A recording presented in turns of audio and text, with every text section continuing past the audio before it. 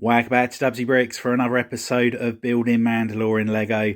Last week I started doing the colour swap on this building here, and I've probably got about halfway up height-wise.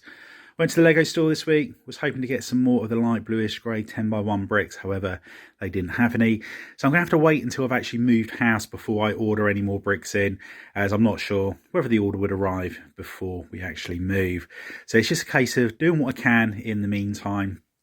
What I was able to do was pick up a load more filler plate, and luckily it's in a light bluish grey, and I've also got the 2x8 plates I got a week or so ago. So what I'm going to do now, I'm just going to cover this section off, so if I drop anything it doesn't fall through, but also it helps to strengthen everything up on the top there. What I'll be then concentrating on afterwards is making my custom starfighter. Now I need to work out how big it's going to be. I was earlier on in this week contemplating swapping the mock around so that the landing pad, instead of being on the building this end, was on top of this building, and then making this a narrower build. However, the problem with doing that, this starship here, which is the Lego set, is about the right size if it was going on that building there. So rather than make this building narrower, I think I actually need to make it wider than I was originally planning. So just need to have a think about how big a landing pad I'm going to have, and then how big I want to make the starship. The good thing is with the starship, the wings are in the upright position when it's on landing position, so you can get away with the landing pad being that little bit smaller. So without further ado, let's get the plates out and plate this area all off. And that looks so much better. Having the filler brick and filler plate all covered over with the light bluish grey plates is just so satisfying to see. And the outline you can see here, that's going to be the footprint of the next building, and that's how big I can make the landing pad at the very top of that building once it's all done. So really happy to have that section all worked out. Now I know the size of it, I can make a start on the custom fighter. And here I have a selection of white pieces on the table, ready to make a start on our Kom'rk Class Gauntlet fighter.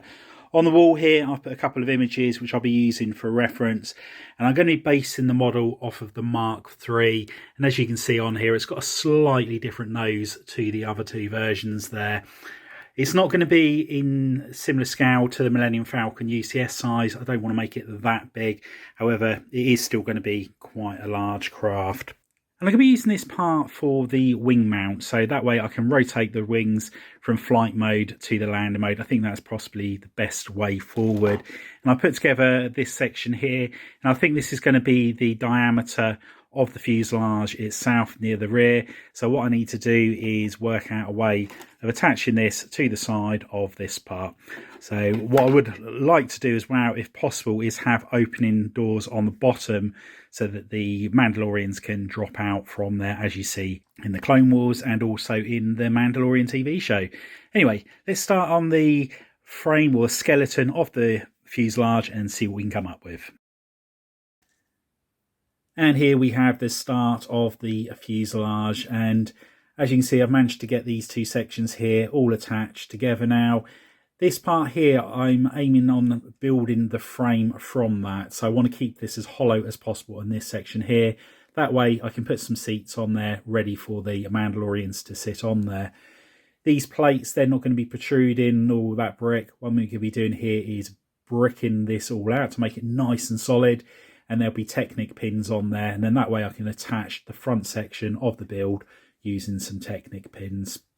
I've built the sides up on the back of the fuselage here, and struggling to work out how I'm going to have the cargo doors opening on the bottom of this. It is proving to be quite difficult. Where I would need to put hinge points without it knocking onto this, I'm not sure. So it's going to take quite a while for me to get my head around this part of it, and it may even be a case I won't be able to have that as a working function, but if I can, I certainly will. Whilst making the fuselage of the building, I'm a bit concerned about the sizes that I've been working with.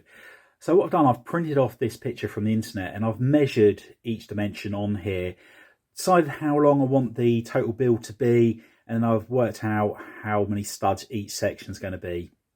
So a few calculations on there. So for example, at the back here, I've measured it out and I realised this part here is going to be 6 studs, that bit's going to be 4 studs, 7 studs and so on. It's going to give me a better idea of how I need to be building it going forward. The part that I've just built, I'm not happy with it, and I think that I've made this part way too long. So rather than carry on going the way I'm going, I'm going to scrap that design. Surprise, surprise, this is Dubsy Bricks. And I'm going to start again and use this as my guide. So I'm going to be starting off with the rear section and trying to get it to the measurements I've got on the top of the sheet here. And here we have version 2 of the fuselage, and I'm going down a completely different technique this time. I've decided I'm going to make the actual framework first and then build the curves onto the build afterwards. One thing you will notice with this mock as it's coming along is how much bigger it's going to be. If I line the rear up of here, and actually it's probably going to be more like that. That's how much longer the actual fuselage is. So this one comes to around about there. I would say this build, once it's finished, is going to be twice the size of the Lego set once I've finished building it. And here is version 47 of the fuselage of the vehicle. And as you can see, I've put a turntable in here. That's going to enable the body to swivel around as happens on the Mandalorian fighter. And on the back here, I've removed the Technic bricks that were here. And I've decided I'm going to put a round plate on here. So that will just clip on like so. And here is the section which will be going onto the back of the Gauntlet. It's got 8 sides on there, which I can put plenty of curved tiles or the details I need to do. So these 2x6 plates on here, they're just attached to these 1x1 Technic bricks, which got a half pin in there. And then on top of that will be these 1x2 plates, which then connect to the 2x6. So that all works really well together. So what I'm going to do now, attach this to the back of the craft, and then I can start building up on the 8 sides.